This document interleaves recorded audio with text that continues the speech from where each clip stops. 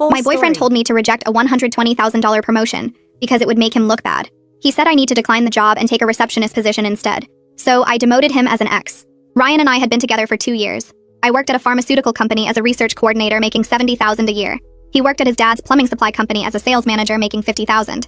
He always said money didn't matter, that we were a team. I believed him. Last month, my boss called me into her office. She offered me the director of clinical trials position. $120,000 salary, company car, 4 weeks vacation, stock options. I'd worked 60-hour weeks for 5 years to earn this.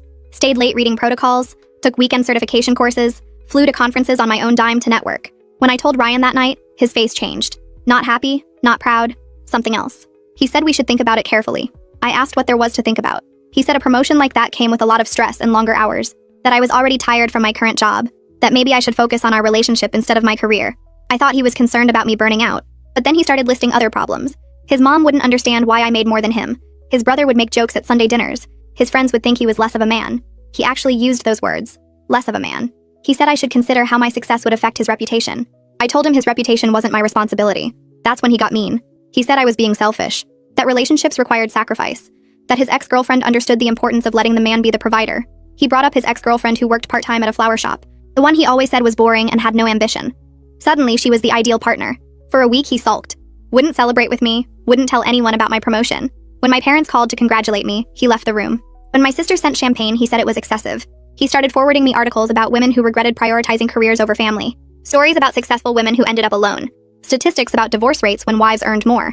He bookmarked a blog post called How to Be a Supportive Partner Without Losing Yourself, and left it open on my laptop. The post was about women stepping back to let their men shine. Then came the ultimatum. 3 days before I had to give my answer, Ryan sat me down. He said he'd been thinking and realized this promotion would destroy us. If I took it, he'd always feel inferior. His family would judge him.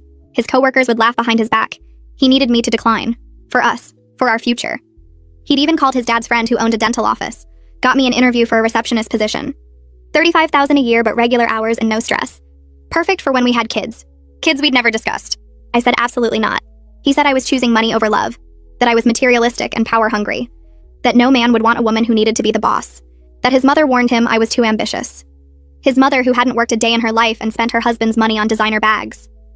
I packed my things that night while he was at his buddy's house. Took everything that was mine, which turned out to be most of the apartment since I'd paid for the furniture, the TV, the kitchen appliances. Left him with his gaming chair and the mattress he'd brought from his mom's house. He came home to an empty apartment and called me screaming. Said I was vindictive and crazy. That I'd regret this when I was 40 and alone. That no one would want a woman who put career first. I hung up and blocked his number. But he wasn't done. My phone started ringing the next morning from a number I didn't recognize. I ignored it.